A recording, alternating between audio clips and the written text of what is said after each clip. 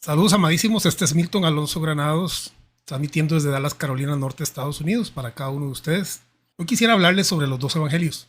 He encontrado en mi experiencia a muchas personas que conocen bastante sobre el judaísmo, sobre el hebreo, sobre el griego, y a pesar de esto, cuando les he mencionado acerca de los dos evangelios, pareciera que les es difícil poder comprender o captar de qué estoy hablando. Y esto a pesar de que para mí es un tema simple o sencillo, porque lo he conocido desde tiempo atrás. De hecho, este tema, recuerdo que una vez me encontré con una nota en el diccionario de dificultades y aparentes contradicciones bíblicas, página 154 de John W. Halley. Y una vez que leí esta nota, pues me llamó la atención y comencé a comprender muchas cosas que antes no había notado. Por ejemplo, en esta nota dice: la predicación del reino, que comenzó con Jesucristo en la tierra, quedó interrumpida con la introducción de la iglesia. Sigue diciendo: ahora se proclama la gracia de Dios. El evangelio de la gracia de Dios no es lo mismo que el evangelio del reino. Entonces, diríamos, ¿qué es o cuál es la diferencia que se encuentra entre el evangelio de la gracia de Dios y el evangelio del reino? Para poder comprender esto, tendríamos que darnos cuenta que existe una gran diferencia entre el mensaje que presentó Juan el Bautista y Jesús de Nazaret y el mensaje que trajo el apóstol Pablo. Juan el Bautista trajo un mensaje a Jerusalén, y en ese mensaje les decía: el hacha está puesta a la raíz de todo árbol, y todo árbol que no da buen fruto será cortado y echado al lago de fuego. Juan el Bautista llamaba al arrepentimiento a Israel, de la misma manera en que Jesús trajo un mensaje de arrepentimiento, de conversión, y trajo un mensaje fundamentado en la ley. Y Jesús vino con un mensaje muy fuerte, más fuerte quizá que el mensaje que traía Juan el Bautista, que ya de hecho era un mensaje bastante fuerte, ¿no? El hacha está puesto a la raíz de todo árbol, y todo árbol que no da buen fruto será cortado y echado al lago de fuego. Jesús trajo un mensaje donde dice: si alguien te da por una mejilla, vuelve y ponle la otra. O si alguien te quita la capa, dale también la túnica. Y no solamente esto: si alguien te maldice, tú debes de bendecirlo, y si alguien te aborrece, tú debes de amarlo. Y también pone aquel ejemplo donde dice que la persona ahora no solamente adultera con una relación carnal, sino que aquel que mira a una mujer y la codicia en su corazón ya adulteró con ella. Y viceversa, por supuesto. El mensaje también para las mujeres. La forma en que él lo dice, Jesús pone todavía más peso sobre la ley, porque Jesús venía a cumplir la ley. De tal manera que una cosa es el mensaje que trae Jesús de Nazaret y otra cosa es el mensaje paulino. ¿Recuerda usted que Juan, cuando vio a Jesús, le dijo: he aquí el Cordero de Dios que quita el pecado del mundo? Entonces la misión de Jesús era quitar el pecado del mundo. Y Pablo en 2 Corintios dice que Dios, no tomándole en cuenta al hombre su pecado, ahora manda que todos los hombres se reconcilien. Entonces existe un mensaje del antes y después de la cruz. Especialmente el apóstol Pablo, que era perseguidor de la iglesia. Pablo, cuando tiene aquel encuentro que transforma su vida, en ese encuentro se le dice a Pablo, y se le dice a Ananías también, que Pablo había sido llamado y que Pablo habría de escuchar las palabras desde la boca de Dios, que Dios le dejaría conocer su voluntad. Entonces Pablo comienza a hablar y a enseñar de un Cristo resucitado, de un Cristo que reconcilió los cielos y la tierra, de un Cristo que hizo la paz en la cruz. Entonces sí debemos de comprender que había un mensaje donde los cielos y la tierra no habían sido reconciliados, donde el pecado no había sido quitado del mundo, donde Jesús le anuncia a Israel que vendría juicio por la falta de arrepentimiento, por los malos caminos, porque ellos apedreaban y mataban a los profetas. Y les advierte y les habla precisamente y les dice: esta generación no pasará antes de que todo esto acontezca, porque venía el castigo, el karma, la repercusión de sus obras les alcanzaría. Sí, hay una parte en Proverbios, creo, más bien en Sabiduría, un libro que está en la Biblia católica. Dice: huye del pecado como huyes de una serpiente, porque si no lo haces, te alcanzará y te morderá. Jesús traía ese mensaje donde les dice: la serpiente les está alcanzando y les va a morder, porque ustedes han permanecido apedreando, matando a los profetas, a los mensajeros de Dios.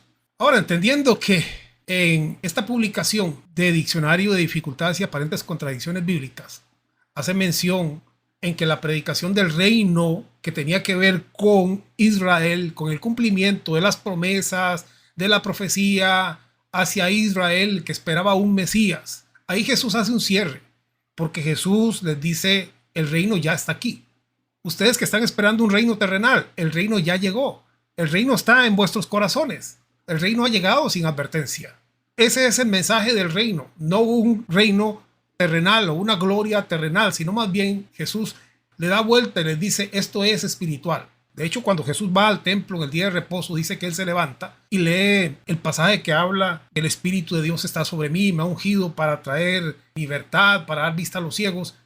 Y dice que Jesús se levanta y les dice, hoy esta escritura se ha cumplido ante vosotros. ¿Por qué? Porque Jesús venía a cerrar esa etapa, a enseñarles que el reino estaba ahí y que el cumplimiento escritural ya se había efectuado en una forma espiritual.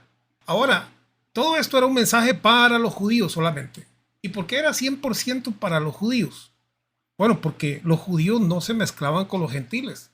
Ya en la ley mosaica lo describía muy bien, a no ser que un gentil cumpliera la ley sobre sí, hiciera votos y se circuncidara. Entonces, aquel gentil era aceptado dentro del pueblo de Israel. Sin embargo, en la gran realidad, todo aquel que no era del pueblo israelita tenía un problema bastante difícil en ser aceptado. ¿Por qué? Por la pureza de sangre, por la raza, por el judaísmo, por muchas razones. Un judío y un gentil no se mezclaban, no se sentaban a comer. De hecho, se dice que para los judíos, el mundo gentil, todo aquel que no era israelí, no tenía alma. Eran como un animalito que habían sido creados solamente para vivir y para morir sin ninguna esperanza ni ninguna promesa, porque las promesas habían sido hechas al pueblo de Israel, solamente a ellos. Entonces ellos deducían que los israelitas tenían alma, tenían espíritu, tenían soplo de vida de Dios, pero los gentiles eran igual que un gato, que un perro, que un caballo, una vaca, y que no tenían la vida de Dios porque perecían en polvo solamente, no había un más allá para los gentiles. Digo todo esto porque es importante entender que existe un cambio, que en la Biblia se le llama el fin de los siglos, el fin de los tiempos. El apóstol Pablo dice, y todas estas cosas han sucedido como ejemplo para nosotros, y muchas de nuestras versiones en la Biblia dicen para nosotros los que hemos alcanzado el fin del mundo. El fin del mundo era el fin del sistema, el fin del cumplimiento de lo que era el Antiguo Testamento, el cumplimiento de todas esas promesas, el cierre de todas esas promesas en Jesús. Entonces, este fin del mundo, este fin de un sistema, este fin de ofrecer sacrificios, de un sistema religioso, había llegado con la cruz. Después de esto, lo que se proclama es un evangelio de gracia, de transformación, de reconciliación, de unidad, en donde ya no se es judío o se es griego, sino que todos venimos a ser unificados con Dios en Cristo. Desde el principio existieron choques, especialmente entre el mensaje de Jesús de Nazaret, que era específicamente para el pueblo de Israel, para las ovejas perdidas de la casa de Israel, y el mensaje paulino, que se centraba en los gentiles y que se centraba en todos como una sola nación. Es innegable que desde los principios de la era cristiana se presentaron serios embates sobre cómo preservar pura la fe desde un punto de vista doctrinal. También me llama la atención sobre cómo el apóstol Pedro, con toda sinceridad, reconoce que dentro de los escritos paulinos existen algunas cosas que aún para él, quien era considerado cabeza de la iglesia judía, le eran difíciles de entender. Cuando el apóstol Pedro menciona que algunas cosas en los escritos de Pablo son difíciles de entender, 2 de Pedro 3:16, reconoce una diferencia significativa entre sus enfoques teológicos y culturales. Pedro, con una perspectiva judía más tradicional debido a sus raíces como pescador galileo y su seguimiento de Jesús durante su ministerio en la tierra, encontraba desafíos al interpretar las enseñanzas de Pablo, quien tenía una educación más helenística y filosófica, siendo un fariseo instruido en las tradiciones judías, pero también influenciado por la cultura greco-romana. De tal manera que la comprensión del apóstol Pablo en estos asuntos escriturales era muy amplio. La interpretación que él podía dar no solamente venía de la experiencia que él tuvo, no con Jesús de Nazaret, porque él no conoció a Jesús en carne, él nunca estuvo presente, él nunca estuvo en una reunión ni nunca la escuchó, sino que su experiencia parte desde el momento que él tiene esa visión, ese encuentro con el Cristo resucitado.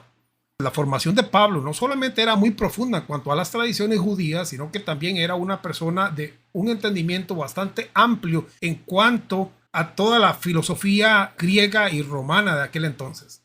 Pedro y Pablo reflejan no solo dos figuras claves en el cristianismo, sino también dos enfoques teológicos basados en diferentes facetas de Jesús. Pedro, como apóstol del Evangelio del Reino o de la circuncisión, se centra en Jesús en la carne, como el Mesías judío, el cumplimiento de las promesas hechas a Israel. Este evangelio mantenía un fuerte vínculo con las tradiciones judías y su observancia de la ley. En cambio, Pablo, apóstol del Evangelio de la Gracia o de la incircuncisión, basa su enseñanza en el Jesús resucitado, el Cristo glorificado, cuyo sacrificio y resurrección abren la puerta de la salvación a toda la humanidad, independientemente de la ley mosaica. Esta comparación entre Pedro y Pablo nos ayuda a entender la transición del cristianismo desde sus raíces judías hacia una fe universal. A continuación, analizaré algunos temas que podrían haber sido difíciles de comprender para Pedro.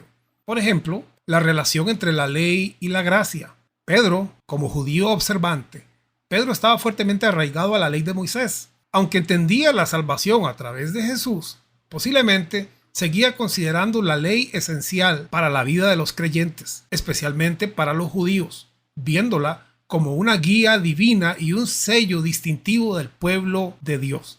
Pablo, con una perspectiva diferente, destaca que la justificación viene por la fe y no por las obras de la ley, Gálatas 2:16. Su enfoque sobre la gracia y la libertad en Cristo podría haber sido difícil de asimilar para Pedro, ya que Pablo parecía alejarse radicalmente de la centralidad de la ley. La confrontación entre Pedro y Pablo en Antioquía, Gálatas capítulo 2 versos 11 al 14, ilustra estas tensiones, con Pedro vacilando entre la observancia de la ley judía y la libertad que Pablo pregonaba para los gentiles. Otro punto, la inclusión de los gentiles sin circuncisión. Aunque Pedro fue el primero en predicar a los gentiles, como a Cornelio, Hechos capítulo 10, probablemente le costaba aceptar plenamente que los gentiles pudieran ser salvos sin cumplir con ritos básicos de la ley judía, como la circuncisión, que era una señal del pacto entre Dios e Israel. Pablo, por otro lado, Pablo se oponía firmemente a la idea de que los gentiles necesitaban circuncidarse para ser salvos. En su teología, la circuncisión del corazón, Romanos capítulo 2, verso 29, reemplaza la física y la identidad en Cristo unifica a los creyentes más allá de los rituales judíos. Para un judío tradicional como Pedro, esta idea podía chocar con las tradiciones ancestrales. La doctrina de la salvación universal. Aunque Pedro sabía que el evangelio debía predicarse a todas las naciones, Mateo capítulo 28, verso 19, su visión de la misión de Jesús estaba más centrada en Israel como el pueblo escogido de Dios. La idea de una salvación universal y completamente igualitaria para los gentiles podría parecer radical y complicada.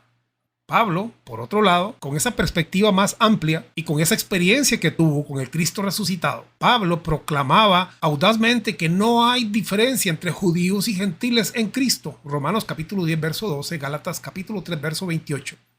Para él la salvación no era exclusiva del pueblo judío, sino que se extendía a todos por igual. Este enfoque, menos centrado en el pacto judío, podía resultar difícil para Pedro, quien veía a Israel como el pueblo elegido.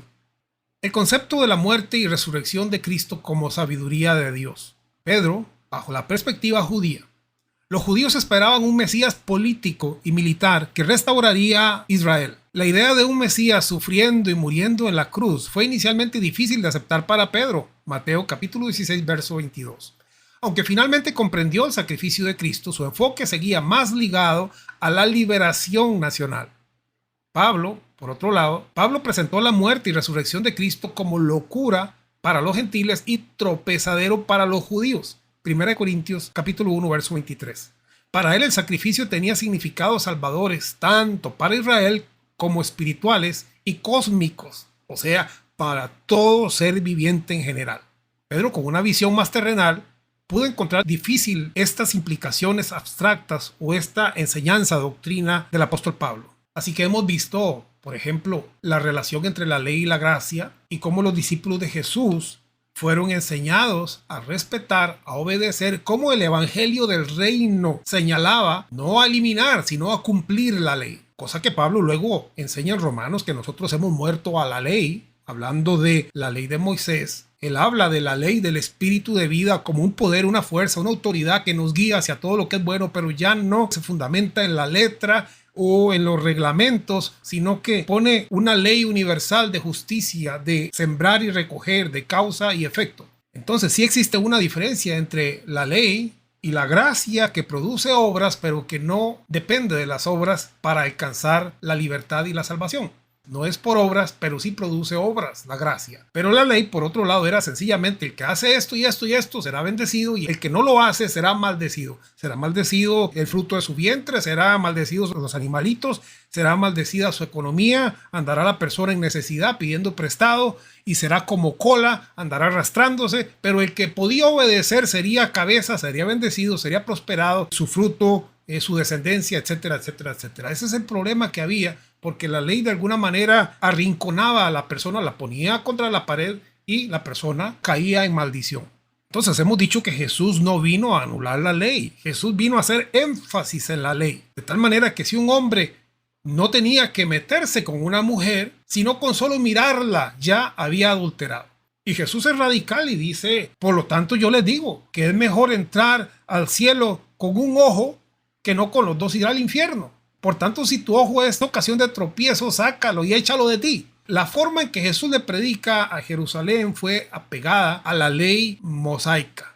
Todavía no se había revelado lo que se entendería o conocería como la gracia de Dios, porque antes de la cruz o antes del madero hubo un mensaje, el mensaje de Juan el Bautista: el hacha está puesta a todo árbol y todo árbol que no dé fruto será cortado y echado al lago de fuego. Y así sucesivamente Jesús continuó con este evangelio del reino, hasta que después el apóstol Pablo, que fue el primero en escribir lo que hoy nosotros entendemos como el Nuevo Testamento, fue el primero en publicar, comienza o introduce el entendimiento o el conocimiento de la gracia de Dios, de la gracia universal, de la gracia para todos los hombres, de la reconciliación de los cielos y de la tierra. El enfoque de Pablo en el hombre interior. Pedro, bajo la perspectiva judía, Pedro era más pragmático, enfocándose en la práctica de la fe con acciones concretas y compromiso externo con la comunidad de creyentes. O sea, quien decía ser creyente, como dijo Santiago, pruébelo por las obras. No era tanto lo que diga, sino yo quiero verlo, porque si no hay obras de por medio, su fe está muerta. Eso es lo que dice Santiago. Sin embargo, Pablo enfatiza más al hombre interior y enfatiza más a que ese hombre interior se va renovando, se va transformando día con día. Pablo enfatiza al hombre interior y la transformación interna. Efesios 3:16, Romanos 12:2. Para él, la vida espiritual se centraba en la renovación mental y del corazón más que en las observancias externas de la ley. O sea, Pablo hacía menos énfasis en vaya, circuncídese, se ha presentado el niño al 8º día, observe las lunas, observe esto y lo otro. No, él enfoca el cristianismo más de adentro hacia afuera y no como se conocía en aquel tiempo, que era de afuera hacia adentro. Sí, de hecho Jesús criticó a los fariseos porque dice que ellos amaban orar en público porque les gustaba que la gente lo viera. Pero el enfoque paulino va más hacia el hombre interno, el hombre espiritual. Por eso es tan lindo cuando uno conoce esto de los dos evangelios, porque cuando uno conoce que el evangelio del reino tuvo un cumplimiento, tuvo una época, tuvo unas pautas que se cumplieron, y el evangelio de la gracia es un evangelio que viene a ser más de revelación, más abierto, más inclusivo, donde no hay separación entre judíos y gentiles. Claro, hay que entender que Pablo comenzaba a hablarle a diferentes personas, y dentro de esas personas había judíos y gentiles, de tal manera que en su mensaje él comienza desde lo más básico hasta lo más profundo. Y eso muchas veces causa confusión cuando un estudiante de la Biblia no comprende que Pablo comienza, como él dice, tratando de ganar tanto a los judíos como a los gentiles, de tal manera que él se hace esclavo de la ley sin ser esclavo de la ley para ganar a los judíos. Y también se hace sin ley, aunque él tiene ley, pero ya no estamos hablando de una ley en letra, sino de una ley, Romanos 8:2, la ley del espíritu de vida, la ley universal, la ley de justicia, la ley de la conciencia, la ley de la causa y el efecto, sembrar y recoger. Entonces, ¿había una ley? Claro que había una ley. Era la ley divina, no escrita en tablas de piedra o en letra, sino escrita en el corazón de todos los hombres o en la conciencia de todos los hombres. Concluyendo, Para Pedro, conceptos como abolir la ley, incluir a los gentiles sin circuncisión y las profundas implicaciones de la muerte y la resurrección de Cristo eran probablemente difíciles de entender. Mientras Pedro estaba más arraigado en el judaísmo, Pablo ofrecía una visión cristiana más universal, más amplia, más profunda, más helenizada quizá, presentando retos para las mentes tradicionales. Las diferencias clave entre el Evangelio del Reino que Pedro predicaba y el Evangelio de la Gracia de Pablo giran en torno a la figura de Jesús. Pedro se enfoca en Jesús en carne, el Mesías que vivió y murió como judío, cumpliendo las promesas hechas a Israel. Este enfoque mantenía el vínculo con la ley y las tradiciones judías, viendo en Jesús el restaurador del reino de Israel. En Jesús está el cierre, él vino a cumplir las profecías. Ese era el mensaje del reino, porque los judíos esperaban un reino terrenal donde, como dice el Apocalipsis, las naciones vendrían a traer ofrenda y solamente aquellos que eran circuncidados podían entrar a Jerusalén. Como dice Isaías, no entrará incircunciso en ella. Todos los pueblos que no eran judíos estaban afuera de la gloria de Dios. Estaban fuera del reino, de la honra, de la bendición, de la exaltación, de pertenecer al reino de Israel o el reino de Dios sobre la tierra en Israel. Ahora, Pablo trae una visión que se fundamenta en el mensaje de Jesús acerca del cumplimiento, acerca de la manifestación del reino. Solamente que el apóstol Pablo lo lleva más allá. ¿Por qué? Porque ese reino, ese estado de bendición, de gloria, esas moradas celestiales ya no pertenecen a un pueblo específico, sino que pertenecen a todos. Ya ahí no hay color, ya ahí no hay frontera, no hay límites, no hay raza, no hay división de sangre. ¿Por qué? Porque ya todos somos iguales en Cristo y todos conformamos un cuerpo en Cristo. Entonces el mensaje es difícil y de hecho Pablo tiene que ir a Jerusalén para poder explicar su posición porque habían conflictos bastante fuertes. En Hechos dice que hubo una discusión no pequeña. Algunos teólogos creen que casi llegan hasta darse de golpes porque la situación estaba bien, pero bien difícil. Las dos enseñanzas, las dos doctrinas, los dos evangelios comenzaban a chocar porque todavía unos, los que habían seguido a Jesús de Nazaret, no se habían dado cuenta de que la dispensación, el tiempo, el pacto, las promesas habían sido cumplidas y que ya ahora no estábamos ni en el antiguo pacto ni en el nuevo pacto, sino que ya habíamos llegado a la herencia. O sea, lo que resultó después del cumplimiento de los pactos es la herencia. Por eso dice en Efesios que hemos sido bendecidos con toda clase de bendición en los lugares celestiales. ¿Por qué? Porque estamos hablando ya de herencia, no de pacto, no de promesas, no de haga esto para darle aquello, sino de recibir un regalo. Eso es lo que significa gracia. Gracia viene de la palabra griega charis, que significa regalo. Bueno, mis amados, quedan muchos temas. Este es parte de un libro que estoy escribiendo que se llama Los dos evangelios o el evangelio del reino versus el evangelio de la gracia de Dios. Hay mucho contenido bíblico, hay muchos pasajes, hay muchos textos, pero es muy importante que si yo me considero creyente, me considero cristiano, me considero católico, adventista, mormón, cualquiera que sea la religión, aun si yo creo que soy ateo y ando por ahí en las redes sociales hablando en contra del cristianismo, es importante por lo menos tener una base de conocimiento, de entendimiento acerca de cuáles son los dos evangelios. Porque yo no puedo entrar a criticar a alguien o a alguna organización si ni siquiera tengo una base mínima, un concepto básico del entendimiento de la transición de lo que sucedió en aquel tiempo. Así es que yo les invito a seguir pendientes de este programa, de tal manera que podamos abarcar todo este tema, que es un tema amplio. Es un tema muy interesante, es un tema muy lindo. A mí me encanta, me apasiona el contenido y sobre todo me ubica. ¿Por qué? Porque en los tiempos de esta transición, la gente, como dije antes, caminaban, hacían asamblea, hacían reunión. Reunión, asamblea significa iglesia. Hacían iglesia. Pero en aquel tiempo se les llamaba los del camino. Se les conocía como los del camino. Porque ellos iban caminando, pero no estaban seguros para dónde, porque la fe apenas se comenzaba a explicar. Por eso es que hoy nosotros tenemos la oportunidad de posicionarnos en la herencia y entender que ya no estamos en el camino, porque ya hoy conocemos cuál es la meta y cómo alcanzar esa meta. Claro, hay que entender el doble lenguaje bíblico, ¿verdad? Porque el apóstol Pablo también dice que por esto mismo, él deja atrás cada día y se extiende las cosas que sucedieron y se extiende hacia adelante, hacia la meta. Él se extiende hacia la meta, al supremo llamamiento para asir o para tomar, dice, aquello por lo cual ya fui asido o ya fui tomado.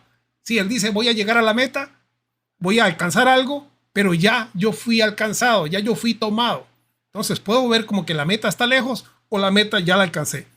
Eso se llama lenguaje posicional, que es un lenguaje que no descansa en lo temporal. Y por otro lado está el lenguaje relativo, que descansa en la humanidad, en lo que vemos, en lo que experimentamos. En un lenguaje somos imperfectos, en un lenguaje somos pecadores, en el otro lenguaje estamos perfectos, somos hijos amados, somos olor grato de Cristo a Dios, porque estamos completos en Cristo, que es la cabeza de todo principado y potestad. Entonces hay dos lenguajes, existen dos líneas todavía que el apóstol Pablo toma, una hacia los niños y otra hacia las personas maduras que ya habían alcanzado un nivel para hablar, como dice el apóstol Pablo, los misterios escondidos desde el principio del mundo, misterios que fueron dejados para nuestra gloria, dice el apóstol Pablo. Bueno, amados, luego vamos a continuar con este tema tan interesante y profundo acerca de lo que es el evangelio del reino o evangelio de la circuncisión. Usted puede mirarlo ahí en Gálatas, y el evangelio de la gracia o el evangelio de la incircuncisión. Uno representa un antes de la cruz, otro representa un después de la cruz. Uno representa una enseñanza fundamentada específicamente en la ley, en los profetas, en Juan el Bautista, en el hacha, cortando y tirando al fuego los árboles que no daban buen fruto.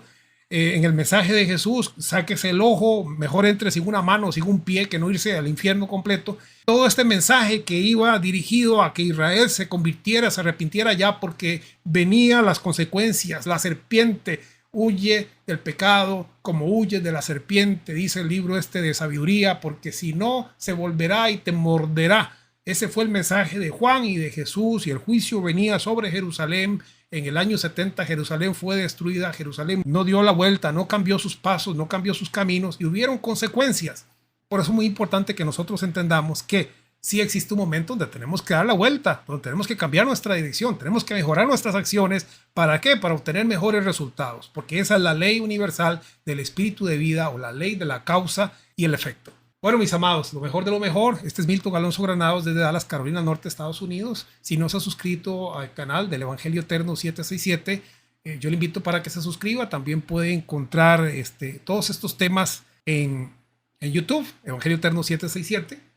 Puede también encontrarnos en Facebook, Evangelio Eterno 767, o pone Milton Alonso Granados y ahí le va a abrir posiblemente el canal de YouTube. Si lo pone en Google, también si pone Milton Alonso Granados, ahí le va a abrir un enlace donde le lleva hacia el libro El reposo de Dios, entrando al día perfecto, el día que no terminó, que es un libro que ha sido publicado tanto en español como en inglés.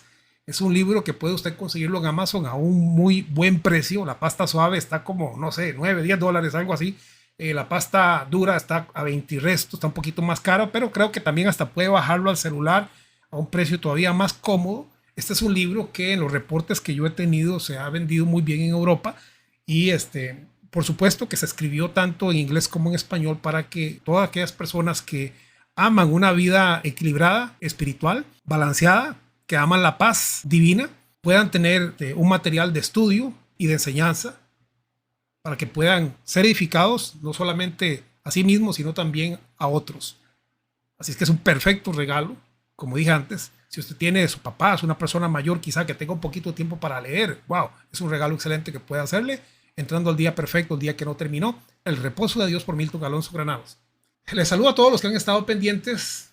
Como siempre, les deseo lo mejor de lo mejor. Si usted tiene alguna inquietud, alguna duda o pregunta, deje ahí su mensaje, yo voy a revisarla, voy a contestarle. Si usted gusta seguir a su servidor, estoy siguiendo a todas las personas que me siguen por una razón, porque cuando uno quiere enviar un mensaje, el TikTok o muchas veces el programa le dice, usted tiene que tener amistad primero, tienen que seguirse. Entonces yo digo, mejor sigo a todos los que me siguen, por si tienen una pregunta, una consulta, pueden dejar ahí su mensaje. Puede hacerlo también en YouTube, yo estoy pendiente ahí de los mensajes en YouTube, o en Facebook, en la página del Evangelio Eterno 767. Muchas gracias a todos, amados, y que tengan un excelente y bendecido día.